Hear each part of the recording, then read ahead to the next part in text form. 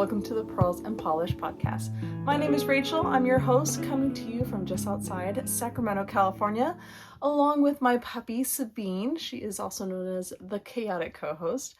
This is episode 59, so if you're a new viewer, welcome. If you're a returning viewer, welcome back.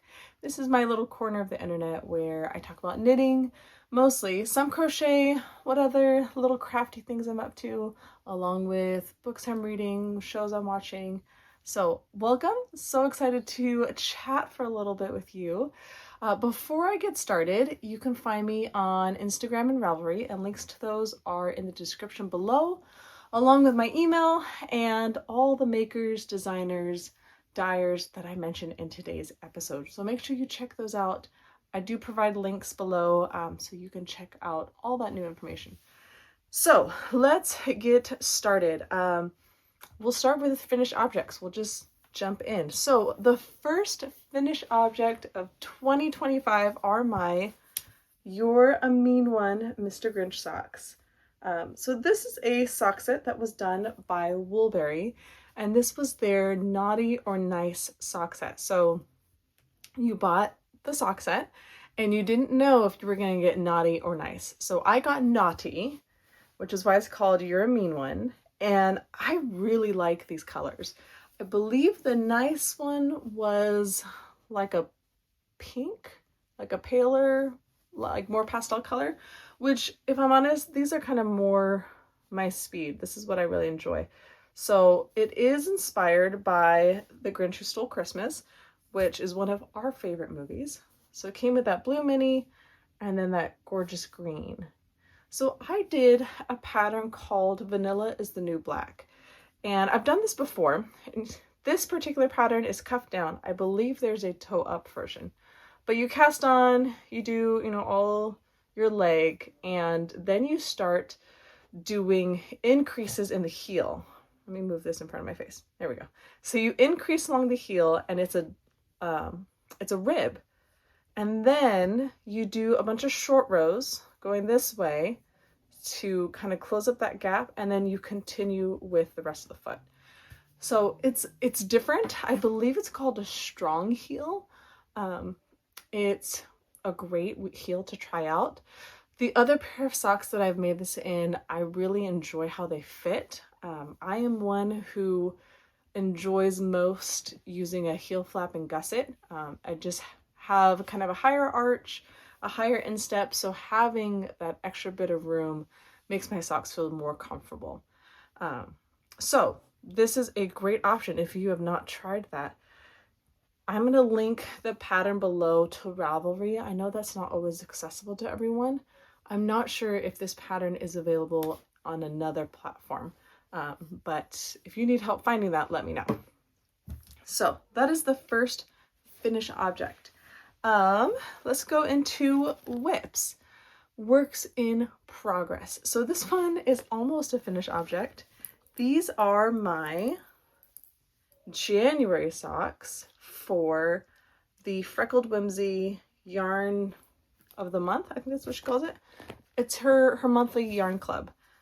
So here is the tag. The base is Serendipity, and it's 75% superwash merino, 25% nylon, 460 yards, 100 grams, and it's self-striping. So she's from Illinois, and the colorway is Love is in the Air. So there are 12 stripe repeats. I love self-striping yarn. I feel like I knit those yarns faster because it's easier to say, like, I'm just going to knit one color block or two color blocks or three color blocks. So I feel like self-striping goes quickly for me. But I started these cuff down. And these, when I showed them to you last week, I think that I had just started the leg. I just need my toes and I'm done. I think I started like one round of decreases for the toe, but it went by really fast, which is great. So these are sisters, not twins. They look similar, but they're not exactly alike. And I'm going to say that a lot this year. They're either going to be twins or they're going to be sisters, not twins. For this pair of socks, I took my cake and I wound it up and then I weighed it and split it in half. So I actually have two little cakes, which are collapsing. So because I stopped in the middle of the yarn, it wasn't going to be an exact color match. So you have options. You could find where the next color repeat starts and start your sock there so they're matching. You could do one at a time. This time I decided I didn't want them to match exactly. So this one starts at a light pink and then jumps into the purple, red, purple. This one starts kind of in that pink to mauve and then jumps into purple, pink, purple. So we're just kind of in here. So I really enjoyed this. Most of the, oh, I don't know if you can hear my kid downstairs. They have to do homework and it sounds like there's some tears involved. My husband's downstairs. He will help her out. Most of the self-striping yarns that I've done have been like 6 colors and they just go, you know, red, blue, orange, yellow, green. Red, blue, orange, yellow, green. And so I was a little thrown off with like 12 color repeat as far as like how is there going to be 12 separate colors. What it actually is 4 sets of 3 color repeats, which I actually enjoyed quite a bit. I was a little not nervous, but just like unsure about how that would be, but I'm really glad how it turned out. I think it looks really great. So toes just need to go on these and then they're done. I'm probably not going to show these next week since you've already seen them, but my first yarn club of the year is almost done. I know last week we talked about working down kind of all the scraps. And so I am anticipating at least 12 kind of extras this year. So I'm trying to figure out what I want to do with self-striping scraps. I do have some other self-striping scraps in my stash. I'm just not sure what I want to do with those. So if you have any suggestions, I would love to hear those in the comments. So speaking of self-striping socks, I have another pair of self-striping socks to show you. So these are in my little chameleon melon bag, and this is a bag by Slips Up Sis, and I'll link their Etsy shop down below. But this is part of a make-along, which I'll talk about in a little bit. This yarn is from Nomadic Yarns, and this colorway is called Encyclopedia of Fairies. A lot of the colorways that she does are based off of books, or I think she does some movies, she does albums, but a lot of them are based off of books that she's reading. So this is a book that she had read, not one I have read yet, but this is on the Tweety sock base, 438 yards, 100 grams, 85% superwash blue face Leicester. You also hear it BFL. And then 15% Donegal Neps. So I really like tweed yarn. I love how it works up. I love the texture of it. So here's the yarn. It's a little like cone shaped because I'm pulling it from the middle. Where's my face? There we go. But this is I think it's a 6 color repeat. 1, 2, 3, 4, 5, 6, 7. Sorry, 7 color repeat. But here is my sock so far. And I am really loving that. Let me show you the back because I won't have as many pins and distractions. So self-striping yarn, tweed. So the feel of the yarn is a little different because it is a different base. It's BFL. To me, BFL feels a little, I wouldn't say scratchy. The word that's usually thrown around is rustic. It just feels not as smooth as like a merino. Merino sheep, the wool length, the staple length is long and is very soft, so you get this really smooth yarn. BFL, I feel like has a little more bite to it. a little more crimp. So it is thinner. This is a 2-ply. Hold on. I don't know if this will help at all. But this is a 2-ply yarn and it's just a little thinner, a little more textury. And so knowing that the stripes are going to be shorter because of the thinness of the yarn, because of how many colors there were, it was one of those I had to be a little more strategic in how I was going to knit the sock. So I didn't have any sort of contrasting mini. So I started with a 2x2 rib for the cuff. And usually I do 20 rounds. For some reason, I've started doing 25. But that first kind of color block, those first 6 colors, ended up being 25 rounds, which worked for me. So I did a 2x2 rib. I knit a round plain to kind of even everything out. And then I had some choices to make. Mainly based off of what kind of heel I wanted to put into my sock before I got started. With a heel flap and gusset, like, let me grab one of these. These are all the things I think about when I start a project. I don't know if other knitters think this much on their projects, or if this is just me. So in a heel flap and gusset like this one, you know, you have your heel flap, which I usually use the other end of the yarn ball to do that. So it kind of doesn't break up the stripe patterns. So that's the first thing that I think about is what's not going to break up the stripe pattern. Because I really like having the stripes kind of stay in sequence. Not everyone cares. Some people don't care if the sequence is off. They just keep going, and that's fine. For me, I don't like it. So that is a choice that I make. But when I'm doing these decreases, the stripes are a little thinner over here because there's just more stitches to cover versus like down here in the foot. Now these are pretty big color blocks. They're on average about 6 rows for each color. And that just kind of depends where your color transition happens. But you have about 6 rows to play with. So in these bigger spaces where you're covering more stitches as you're decreasing, those are going to be just slightly thinner. And in something like this, you aren't going to tell as much. This sock, your color repeats are about 3 to 4 rows. So almost half of this one. I don't know if you can tell the difference or not. Now, these are 2 different dyers. These are 2 different bases. So you can't really compare apples and oranges, but these are just things that I think about when I'm picking a pattern.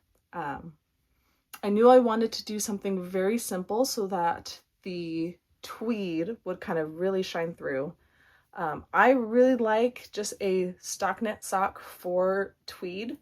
I did not have a matching mini. If I had had a matching mini, any of these colors, the blue, the green, the red, that purple, or that cream, I would have used that for at least the heel, but I don't have something that matches. I have lots of minis in my stash, but they're all merino, so they would match more kind of the texture of this yarn. And I try not to mix spaces if I can help it. So all that being said, I decided I'm not going to do a heel flap and gusset like I normally do, because these stripes here trying to close that gusset are going to be very, very thin. So what I decided to do was I was going to do an afterthought heel. So I would knit my sock, and then I would go in later and I would put the heel in. I would cut the yarn and I'd put in the heel so I could still use this yarn, but not break up the colored striping sequence. Now, remember when I said I like a heel flap and gusset because it gives me more room in the heel and kind of the instep. That is a little hard with a afterthought heel. My remedy for that is to do a stretchier sock So I am doing a ribbed sock so I can have a little more stretch on the top of my sock when I have my heel in. So this is it's essentially a 3x1 rib. I could have continued with a 2x2, but I didn't want to do that. So I'm doing a 3x1 rib. I did my whole leg, which is up to this stitch marker here. So 60 rounds for the leg. And then I switched to stockinette on the bottom. So this is going to be the bottom of the foot. This little pin right here tells me where the first stitch is of that plain row so that I know where I need to cut my heel in. So, lots of thought behind knitting a sock. If you guys think this much before you start a project, let me know. Or if you just like go for it, let me know too. I'd love to hear that. But I started this maybe 2 days ago, 3 days ago, and it has been going so fast, which has been great. So I will probably knit, let's say I have 1, 2, 3, 4. I have 40 rounds on the foot already. I'll probably go another 10 to 20 rounds. I will put in my heel and then I will measure my sock and make sure I have enough in the foot before I put my toe in. Okay. So those are my two kind of main projects right now. Because of a make-along that I'm going to talk to you about in just a second. I'm going to show you my blanket first. But I've had this in my stash for not that long, but I've been wanting to cast that on. So when this make-along came up, then I was like, yes, perfect. But first, let's talk about my blanket, my Battenberg. All right, it is slowly but surely growing. So we've got little squares everywhere. So this is kind of the final length. So I think it'll fit it's like a large throw. I don't think it'll fit a queen size bed, but it will comfortably covers my lap right now. If that helps at all. So it'll be like a nice, sit on the couch blanket. It is not at its full length yet. I am still enjoying working on this. It is time consuming though, because I am I'm crocheting. I'm crocheting one of these little gray squares. And then instead of cutting the yarn like I did for all of these color squares, these are all individual. I am attaching it to the color squares before I break off the yarn and tie it off.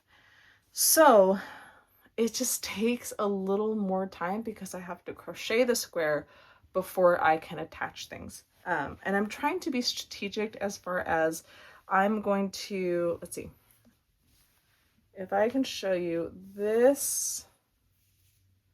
So this purple, this white, this pink, and this blue are all attached to this gray square. So I knit the gray crochet, I crochet the gray square, and then I did this side, this side, this side, this side. And then I attached this one, and I can't remember if I attached this one. So it's just a little more involved in attaching things, which is fine. I don't have a deadline that's close, but it just takes time. The other thing that I'm kind of bumping up against is it starts to get heavy. And so I'm trying to not hold my arms up like this because I took a class on ergonomics in knitting, which I'm applying the same thing to my crocheting. But it starts to cut off circulation and pinch the nerve in your elbows. So I'm trying to be very conscientious of keeping my hands down. But then I also need to be able to see the stitches because this is a dark gray and I work on this in the evening when it's dark. So it is just a multitude of things. So I'm trying to pace myself so I don't hurt myself. It's a thing. Did I think about this in December when I started this project? No, not at all, but that's okay. All right, let's talk about these make-alongs that I keep mentioning. I don't want to continue teasing you. So the first one is called the Self-Striping New Year's Eve Make-Along. It's hosted by Comfy Cozy Knits on Instagram. So I will put that information in the description below. It started December 31st. It goes all the way through February 28th. And the idea is that you knit self-striping yarn and you make stuff with self-striping yarn. I don't remember if there's kind of a bonus entry if you use Comfy Cozy Knits yarn, because they make self-striping yarn. But it was just kind of any self-striping. So these these January socks rather, I keep thinking of February because these to me are like Valentine's colors. But these February socks will be entered in that. These Encyclopedia of Fairies will be entered into that. My February colorway for Freckled Whimsy will be entered into that. And then I have one more self-striping yarn. So I keep going back and forth if I want to cast that on as well. I'll probably decide once these are done. But anyways, you knit self-striping yarn. You enter it on Instagram. There's a hashtag that you're supposed to use, and there's a prize. And if nothing else, you enjoy your self-striping yarn. So that's the first one I'm doing. The second one I'm doing is the Advent-ually Make-Along hosted by Breaking Yarn. I know the Slip Slip Sis girls do this one. I think there's some others that I follow that do this make-along every year. But the idea is that you work on an Advent, either the most current Advent or a past Advent, and you finish it eventually, even if it's outside of that Advent season. So that goes from January 1st to March 31st. I will be entering this, and then I have another Advent from a couple years ago, which, depending on how long this blanket takes, I might enter that one as well. So like I said, those will be in the description below if you'd like to look up for more information on those. All right, let's go to our giveaway winner. So if you missed last week's episode, one of my goals for 2025, or I would rather say one of the things that I want to do for 2025, is to have a monthly giveaway. So I went through my personal stash and I picked out 12 skeins of yarn that I'm saving just for a giveaway here on this channel. Of course, if we hit any big landmark numbers, there will be another giveaway for that. But usually there's some sort of action, code word, whatever, that you put in the comments to be entered in to the giveaway. So I went through all the comments and I read every single one and I try to respond to every single one. And we did the random number generator. And the winner is here on the screen. Congratulations. Please send me an email at, it's pearlsandpolishpodcast@gmail.com. It's going to be in the description below. But you have won this skein of, where's my face? There we go. Toasted Marshmallow by Hickory Lane. This is on their sock base. So I love this color. Unfortunately, Toasted Marshmallow is no longer dyeing yarn for health reasons, but I've been saving this for a long time. So congratulations. Please send me an email. You have until next Friday, the 17th, to send me an email, or we'll just pick another winner. So reading and watching. So I am almost done with Crazy Rich Asians by Kevin Kwan, and I'm going to move on to the next one. I forgot what it's called. There are 3 books in this series. I've read them all before, really enjoy them. So I'll start the second one probably today or tomorrow. And then our Classics Book Club is doing Agatha Christie, so I'm going to start that one. I think it's called And Then There Were None. I don't know. I've never read Agatha Christie, so I'm excited for that. And then watching, I watched Arcane again on Netflix. And then I started Will Trent on Disney+. So it's a cop show. Really enjoying that. I feel like there has been more shows where the main character has some sort of personal struggle. In this case, Will Trent has a dyslexia. So it shows how he is working through his dyslexia, but also solving crime and helping people. So really enjoying that. If you like kind of crime police shows, check that one out. And then life, what are we doing? Everyone is back at school, which has been great. We are back to our taekwondo schedule, our after school activities. So having that kind of schedule has been wonderful for all of us because we all do best when we're on a schedule. But other than that, we are just coming and going a ton. As you are probably aware, LA is on fire, which is just awful. I am in Northern California, so we aren't directly affected by it. But it's hard when people in kind of your state are suffering. So if you're the praying sort, please be praying for the state of California, for the fires, for all those affected by the fires, firefighters who are coming in from all over the world. I have family members who are firefighters, so that's always a little too close to home as far as people going out and fighting fires and being potentially in danger. So there is that. But other than that, we are just continuing on. I have some yarn pulled out for a new cast on. I'll probably cast this on either today or tomorrow. But my sister wanted a new pair of socks, and so she went through my stash and picked out a couple skeins of yarn. She really likes the High Desert Socks by Lindsay Fowler, which I love the High Desert Socks by Lindsay Fowler. So I was so glad that she wanted multiple pairs of that. So I'm going to start those, at least the first pair for her. So she picked out Chip by Woolberry. This is on their Berry Tweed. This is 85% superwash merino, 25% nips. So really pretty kind of neutral browns. And then I have this, it's called Cottage Loaf, which is this nice kind of creamy warm color. So I'm going to put those together.